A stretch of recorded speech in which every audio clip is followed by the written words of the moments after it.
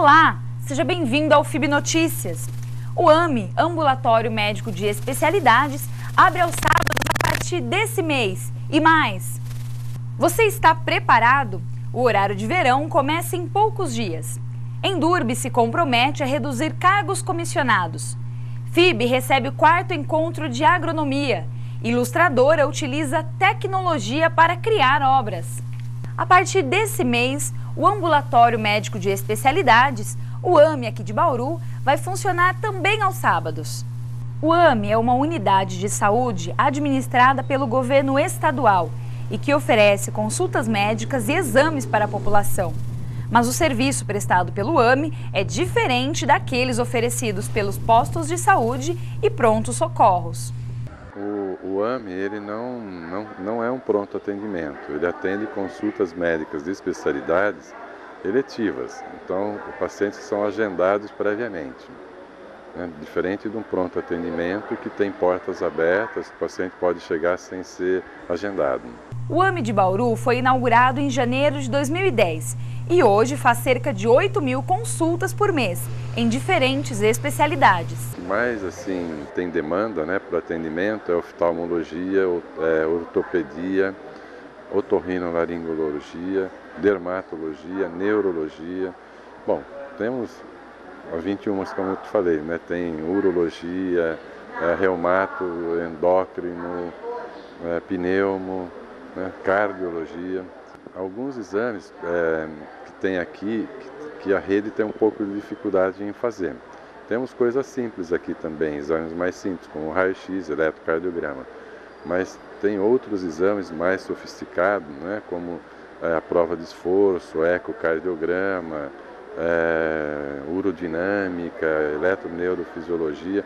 Isso aí que a rede tem dificuldade, nós temos aqui dentro, oferecemos esses exames para a rede. O paciente não precisa fazer consulta aqui, ele pode ser agendado só para o exame, né? E também é óbvio que fazemos esses exames dos pacientes que vêm ser atendidos aqui.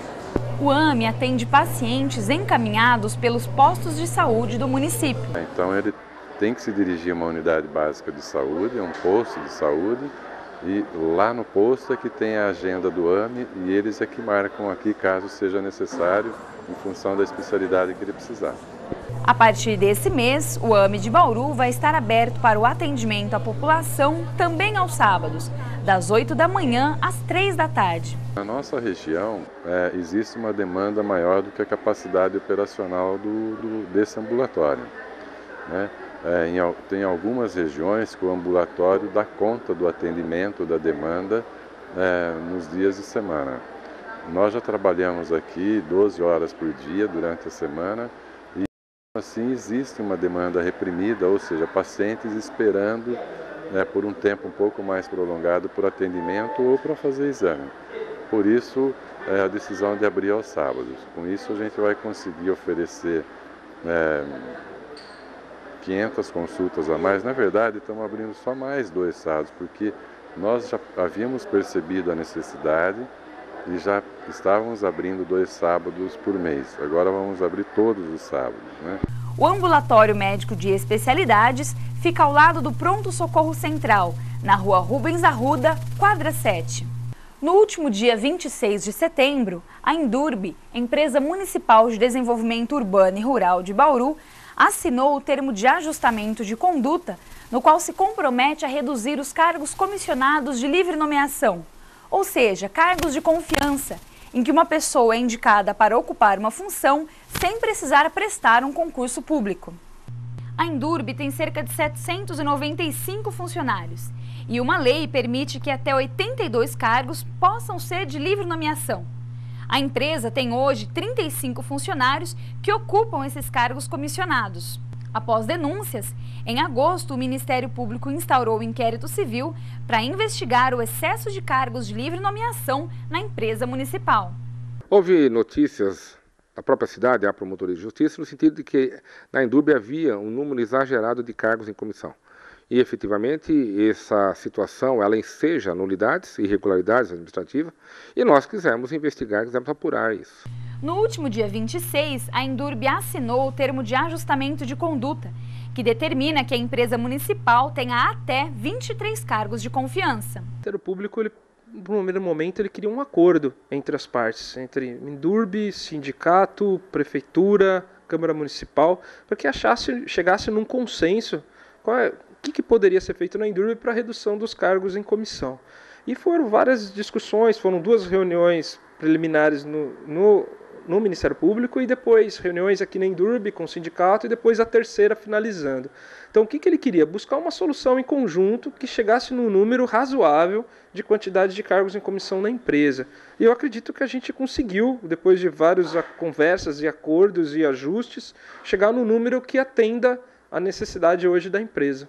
Esse termo ele teve um ganho muito grande à sociedade e à própria instituição Endurbe, porque não só houve a redução de 14 cargos que estavam providos em comissionamento, mas proibiu também, por conta da alteração legífera, por conta da presença da Câmara Municipal aqui, do próprio Executivo, que os cargos que estavam vagos, mas possíveis de provimento, que chegavam ao total de 88, fosse reduzido a patamares mínimos, a fim de que novas administrações pudessem indicar novos cargos comissionados ao arrepio da legislação, ao arrepio da sociedade, ao arrepio do Ministério Público. Então, hoje houve um julgamento, esse julgamento foi feito o termo para que seja feito por lei, a alteração, a fim de que apenas o presidente, os 4 diretores, alguns assessores e alguns diretores de departamento permaneçam num número extremamente reduzido, respeitando a proporcionalidade dos cargos em função comissionada, que são funcionários de carreira e que vão assumir esses cargos comissionados, prestigiando, portanto, aquele profissional que se dedica dentro da carreira e não um apadrinhado politicamente, podemos dizer assim, razão pela qual o ganho é muito expressivo, porque esse número chega por volta de 65 cargos que foram bloqueados a partir do termo de ajustamento de conduta. A partir de 2014, os cargos de livre nomeação serão distribuídos da seguinte forma: um presidente, 4 diretores, 8 assessores e 10 diretores de departamento. Na verdade, no total serão 15 diretores. É que no embate com o sindicato e com o Ministério Público, Nico Mondelli negociou que 10 diretores de departamento continuem como cargos de confiança e 5 sejam ocupados por funcionários de carreira. Na verdade, eu entendo que o diretor de departamento, e conforme a Constituição Federal, ele é um cargo de livre nomeação, juridicamente falando. Ele é um cargo que o gestor público, por ter uma liderança, tem que ser uma liderança política administrativa que tem que saber lidar com determinados órgãos externos, como imprensa, a população, também saber lidar com pessoas. Eu entendo que é um cargo de livre provimento, que ele tem que ser preenchido por cargos em comissão. E também de confiança, né? Função de confiança, funcionário de carreira. Mas eu entendo que ele é de livre provimento. É por isso que eu discuti e briguei bastante que teria que ser os 15. Mas a gente também tem que, em certos pontos, reavaliar e ceder em alguns pontos. Eu vi que o sindicato abriu mão de alguns ajustes que a gente visualizou no plano de cargos e salários, e eu também teria que ceder para conseguir um acordo. Então foi isso a mediação que o Ministério Público fez, e eu acredito que ficou bom para todos os lados. Para o Sindicato dos Servidores, ainda é possível a redução de mais cargos comissionados. Olha, o posicionamento do sindicato é que é uma situação ilegal e imoral, porque hoje, né, a Endurbe ela conta com um quadro muito grande de servidores de livre nomeação sem concurso público. E o sindicato entende que esses cargos deveriam ser reduzidos. Olha, a decisão nós avaliamos como um avanço, porém ela não conseguiu ainda ser contemplativa, né? Que o sindicato reivindicava que todos os cargos de livre nomeação, somente diretores e o presidente da Endurbe fosse de livre nomeação, e os demais cargos fossem ocupados por servidores de carreira, ou até mesmo que não houvesse esses servidores capacitados, que houvesse o concurso para preencher os cargos. O sindicato vai continuar reivindicando a diminuição desses cargos comissionados, Valdecir? Sim, com certeza o sindicato ainda vai tentar, via Câmara Municipal, tentar reduzir mais ainda esses cargos, né? Que entendemos que não há necessidade desses cargos, e temos uma visão que os cargos hoje ocupados por pessoas que não são concursadas são cargos técnicos, não são cargos políticos, então nós vamos tentar, assim, de todas as formas, estar diminuindo mais ainda esses cargos. Em 1º de janeiro de 2014, o novo organograma da Endurbe deve entrar em vigor. Foi acordado que nós temos que fazer um projeto de lei alterando a Lei 4505 da Endurbe, que tem hoje a quantidade de cargos, que eram 20 assessores e gerências, com chefias, com quantidade de funcionários em cada chefia, para um ajuste conforme o TAC foi decidido, com 10 diretores de departamento, sendo 5 em função de confiança e 10 livre provimento, e 20 assessores reduzindo para 8. E também as chefias vão ser de função de carreira, funcionários de função de confiança, mas funcionários de carreira. Então isso é interessante, é uma mudança na lei que a gente vai estar encaminhando para a Câmara Municipal. E também a pedido do sindicato que seja encaminhado a lei do plano de cargos e salários. A gente visualiza que isso torna-se mais transparente, essa ação, e é um pedido forte, né, do sindicato exigindo isso, então a gente vai estar encaminhando também. Então são 2 projetos de lei agora, até a segunda quinzena de outubro agora, das próximas semanas já ser encaminhado, para ser discutido até o final do ano e, se Deus quiser, aprovado na Câmara Municipal, para a gente entrar em vigor a partir de 1º de janeiro. Dessa vez, o alvo do Ministério Público foi a Endurbe, mas a promotoria avisa que outros órgãos municipais serão investigados sobre o excesso de cargos de livre nomeação. Foi verificado essa situação na Endurbe e nós já constatamos algumas irregularidades junto ao Poder Executivo. O prefeito municipal já foi anunciado dessa questão, já está disponível a realização de uma reunião conosco, que será feita nos próximos dias, e todos os órgãos públicos municipais estão sendo alvos de fiscalização, ou seja, DAI, Coab, Endurbe, Poder Executivo e Legislativo. Está chegando a festa de 15 anos da FIB. É no dia 26, a partir das 8 horas da noite, aqui no campus da faculdade. Confira as atrações desse grande evento. Nós temos a previsão de abertura dos portões às 20 horas, com a previsão de início da primeira banda, né, que é a Tati Romero, a partir das 21h30. Né? Além da Tati, nós temos o show principal, que é o João Neto Frederico, e o grupo Spicer também, que vai encerrar a noite no trio elétrico. E onde que essa festa vai acontecer? A festa é num local inédito ainda para evento aqui em Bauru, a gente denominou de Arena FIB, mas é dentro do campus da faculdade mesmo, todo mundo conhece já a FIB, então assim, é uma área muito legal, uma estrutura muito bacana, assim, diferente de todos os eventos que ocorrem na cidade. Quem quiser participar dessa festa, onde pode comprar os ingressos? Os ingressos estão à venda na Jô Calçados, no Calçadão, na Loja Cavaleira, no Boulevard Shopping, na Music Sound, no Bauru Shopping e no Flipper Lanches, ou também pelo site da tkingressos.com.br. O FIB Notícias vai para um breve intervalo. No próximo bloco você vai saber quando começa o horário de verão. Voltamos já!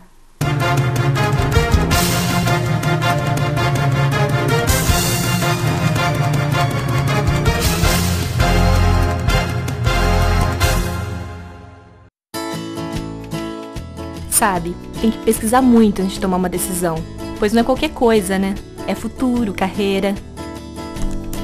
E meu avô sempre dizia, quando a gente trabalha numa profissão que a gente realmente gosta, nem sente que é trabalho. Entra!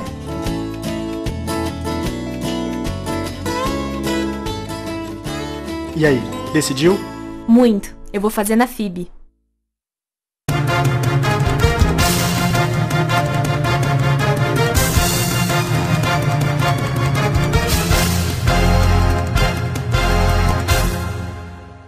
Dá para acreditar que o horário de verão já está aí? Pois é, desde 2008 o horário de verão começa no 3º domingo de outubro e termina no 3º domingo de fevereiro. A partir das 0 hora do dia 20 de outubro começa o horário de verão.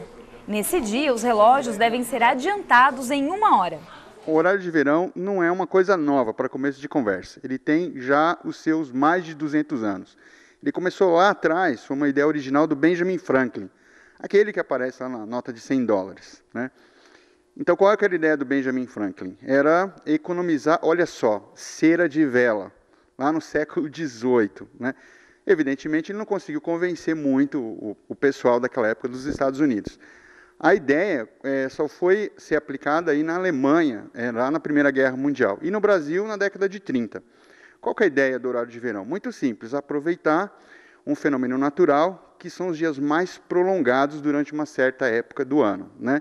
Então, com a incidência de luz solar durante um tempo mais prolongado, a gente tem condição de utilizar mais a luz natural e não utilizar a luz artificial, quer seja ela vinda de velas ou então o consumo de energia elétrica.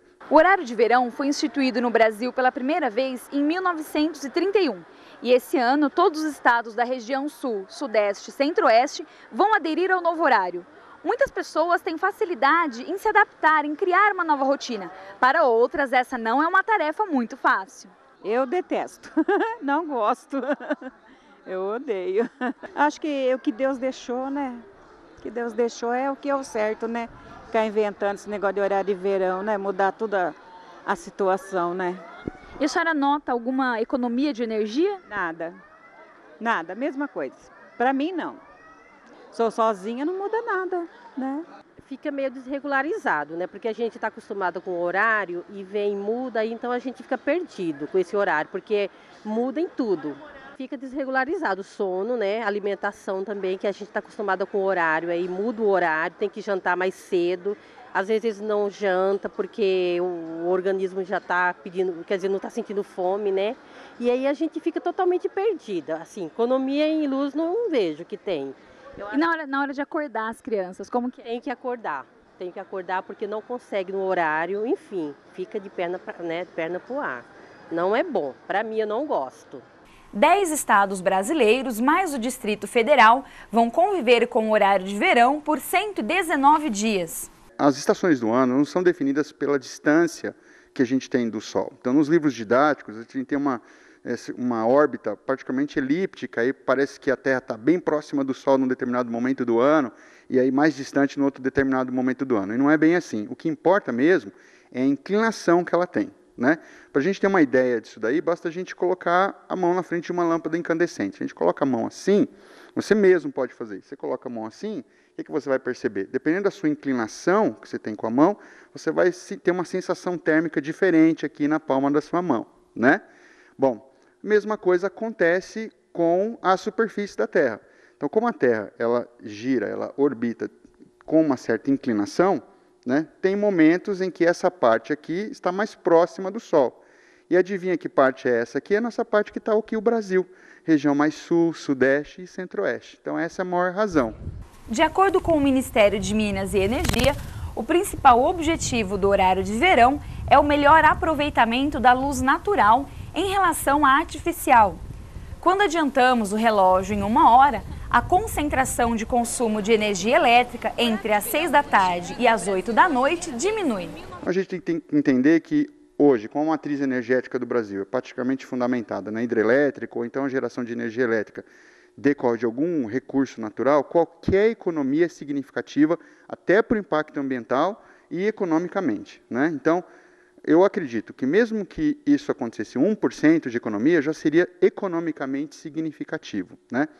É lógico que isso tem a parte, aí o contraponto, que são as mudanças sociais envolvidas. Por exemplo, nós temos o nosso próprio relógio biológico, que alguns costumam chamar de rotina. Essa rotina é alterada em 1 hora, né? Então, do aspecto social, eu acho que tem o impacto e nós podemos analisar prós e contras. No sentido econômico, eu acho altamente favorável, porque além de aquecer a economia, ela também favorece aí uma economia, tanto em termos de dinheiro como em recursos naturais. Por causa da mudança no horário, o relógio biológico de algumas pessoas pode ficar desregulado e causar alterações no sono. Distúrbio exatamente como se fosse uma doença, né? uma manifestação severa que precise de um tratamento médico, não. Mas faz com que o ritmo biológico, né? o relógio biológico do indivíduo fique um pouquinho, digamos assim, atrasado, né? A gente depende do cortisol, que é uma substância liberada em torno de 6 horas da manhã durante o período do sono noturno, e ele faz como se fosse um botão de início da atividade física, né, do início do dia mesmo, da vigília que a gente chama. E dependendo do horário de liberação desse cortisol, que é em torno de 6 horas, um pouco antes, um pouco depois, tem indivíduos que conseguem ter uma adaptação melhor e outros não a esse horário. Eu até ia perguntar sobre isso, doutor Carlos. Quem que costuma sentir mais essa mudança para o horário de verão? Quem costuma dormir mais cedo ou aquele que costuma dormir mais tarde? Então, se tem uma ideia de que os preguiçosos levam mais dificuldade nessa situação, mas não é. A gente tem uma classificação dos matutinos e dos vespertinos. Então, os matutinos preferem dormir mais cedo e acordar mais cedo. Os vespertinos dormir mais tarde e acordar mais tarde. Então, o que significa? Que esse cortisol ele está sendo liberado nos vespertinos 6 horas, 6h30, um pouquinho depois das 6 horas. E no matutino já começa essa liberação antes das 6 horas. Então, se ele antecipar esse horário de despertar para o matutino, ele já está começando a ter a liberação do cortisol. Então, ele tem uma menor dificuldade em adaptação ao horário de verão. No vespertino, é o contrário.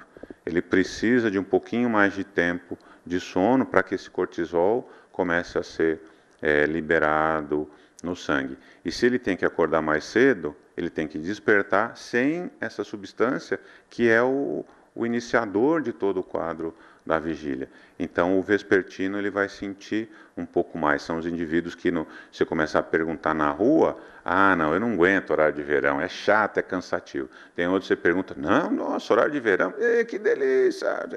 Então, essa diferença de pessoa para pessoa é que vai dizer os prós e os contras, o a favor e os contras do horário de verão. Mas é uma situação que está mais relacionado à característica biológica do indivíduo e não é um dano ao indivíduo, mas realmente vai ter um pouco de mau humor no indivíduo vespertino. Com a proximidade do horário de verão, aí vão algumas dicas, principalmente para as pessoas que se identificaram como vespertinas. Uma fórmula para se tentar corrigir isso não tem. O que normalmente a gente orienta que a pessoa tenha um pouco mais de atividade física para que o sono da noite venha um pouquinho mais cedo, né, e consequentemente ele dormindo um pouco mais cedo, ele vai ter um despertar mais cedo, mas precisaria, vamos supor, de 15 dias, né, de 2 a 3 semanas para conseguir isso. Tentar colocar o despertador uns 15 minutinhos antes, 20 minutos, para que o organismo, com essa diferença de 1 hora, ele vá sentir menos quando colocar o horário de verão em atividade. Então, de alguma maneira, tentar ajustar esse relógio biológico de uma maneira mais lenta, porque 1 hora para alguns indivíduos é um período grande de adaptação. Então, só para lembrar, o horário de verão começa às 0 hora do dia 20 de outubro, quando os relógios devem ser adiantados em 1 hora. E ele termina no dia 16 de fevereiro, quando então os relógios devem ser atrasados em 1 hora. Nos dias 9, 10 e 11 de outubro, a FIB recebeu o 4º encontro de agronomia. Com diversas palestras ao longo dos 3 dias, o evento busca fortalecer o setor agrícola e o desenvolvimento rural. O 4º encontro da agronomia envolve pesquisadores do Brasil todo, no qual eles vêm para a FIB para passar as principais tecnologias que estão sendo realizadas a nível de Brasil e até América Latina. Hoje nós temos uma importante palestra com seringueira, com o Dr. Juan, né? Ele tem uma empresa de plantio de seringueira, onde ele realiza esses plantios no México, na Argentina, na Colômbia e no Brasil. Então foi difícil arrumar um espacinho na agenda dele, mas a gente trouxe ele aí para ele passar um pouco do que ele está fazendo para os alunos. Diego, a inscrição é 1 litro de leite. Por quê? Para onde que vai essa doação? Na verdade, esse evento é totalmente aberto para os alunos e para a comunidade científica. A doação desses leites, né, a gente tem como objetivo doar para uma instituição de caridade, uma instituição que precisa. Os alunos todos concordaram e a gente está trabalhando no 4º ano consecutivo com essa prática. Palestrante do encontro, o pesquisador Juan Sierra fala sobre o panorama do cultivo da seringueira no Brasil. Quando falamos de qualidade, realmente o Brasil está dentro desse panorama. Porque desafortunadamente o que você falou, a semente foi levada para os asiáticos, eles multiplicaram a semente, fizeram o melhoramento da seringueira e eles têm os clones maiores produtivos a nível mundial. Quando nós falamos aqui no Brasil, desafortunadamente, nós somos importadores. Nós estamos produzindo 35% só da produção nacional requerida. e 65% a 70% é importada. E como mudar isso? Tem alguma forma? Está sendo feito melhoramentos genéticos, trabalho para aumentar o cultivo aqui no Brasil? Está sendo feito, o IAC, o Instituto Agronômico de Campinas, tem feito alguns trabalhos com melhoramento genético e tem algumas séries já representativas que vão ser lançadas, se Deus quiser, no próximo 2014. Nós poderemos ser competitivos, mas nós precisamos plantar seringueira. Atualmente tem uma empresa que se chama Cautex, é uma empresa que vem fazendo projetos muito grandes e tem no Mato Grosso do Sul um projeto de 10.000 hectares na Cacilândia. É um projeto que vai ajudar muito na produção da seringueira, mas estamos falando de um longo tempo, um longo prazo. Durante o evento, os participantes puderam também discutir a importância das parcerias institucionais para um desenvolvimento sustentável. As parcerias são indispensáveis porque cada entidade tem uma expertise, ou seja, nós temos a universidade, com mais a parte de ensino e pesquisa, e nós temos atividade em entidades como a CAT, a SAGA, que estão mais envolvidos com a extensão universitária, nós temos a Escola Técnica de Cabralha, que tem um outro perfil, e que tem, enfim, todas as entidades coesas, com o mesmo objetivo comum, que é o desenvolvimento rural no campo, com geração de renda, elas se somam para viabilizar eventos, para se viabilizar associações, cooperativas. Então, o que nós vamos hoje divulgar aqui é um projeto de extensão que tem exatamente essas parcerias com essas entidades, né, em que nós estamos muito motivados porque ela disponibiliza um equipamento de processamento de frutos para a produção de polpa, que isso pode trazer uma segurança em termos de produção regional da fruticultura, né? Inicialmente vamos trabalhar com maracujá, mas o ano que vem vamos estar focando também na goiaba, na cerola e em outras fruteiras. Então, tanto em termos de pesquisa, ensino e extensão, né, obtenção de recursos, nós temos um apoio grande do Senar, através do Sindicato Rural. Então, fica difícil se fazer qualquer atividade de maneira isolada, em função das dificuldades que todas as entidades têm em relação a recursos humanos, recursos financeiros. Então, o apoio, né, a parceria é indispensável. Esse projeto de extensão que o senhor vai comentar aqui hoje, qual que é o nome dele? Ele tem apoio da Pró-Reitoria de Extensão da Unesp, né, chama Desenvolvimento Sustentável para a Agricultura Familiar, porque o foco principal são pequenos produtores de assentamentos rurais, de agricultores familiares, né. Nessa fase inicial, nós estamos motivando esses produtores à produção planejada de maracujá. Para isso, eles vão receber mudas produzidas de maneiras diferenciadas, em ambiente protegido, né?